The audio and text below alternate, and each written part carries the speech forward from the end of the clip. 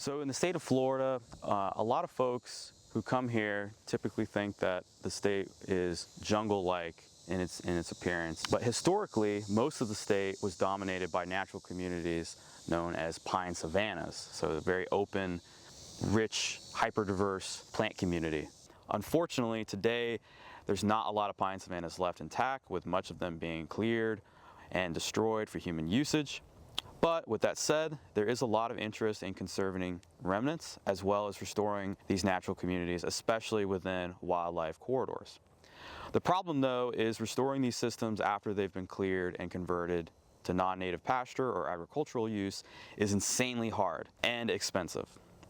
And unfortunately, many times, especially at large scales, these restoration projects fail outright. So in my research, I thought to try and figure out why this is and what we can do to make restoration more cost effective.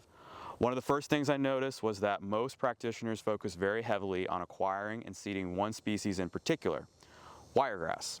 And wiregrass is the focus because folks believe it is a keystone species in pine savannas, meaning essentially it's of critical importance to the system's integrity and diversity.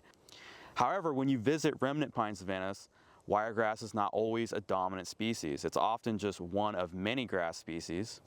So as a researcher, I began to question, do we really need to focus on wiregrass? What about other native grasses? So in my research, I investigated using other grasses, namely those that were more common and cheaper and found in pine savannas. Among the grasses, what I found was that one species in particular, lovegrass, established vastly better than wiregrass and also did not seem to outcompete other desirable plants. Because of this high establishment rate, lovegrass also appeared to help with weed suppression too.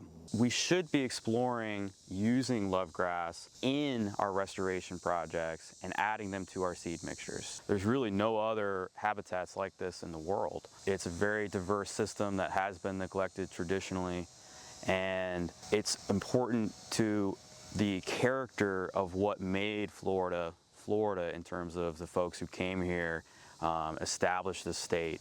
It tells us our story, and so that to me is very important to try and preserve, not only just from a biodiversity perspective but from a cultural impact.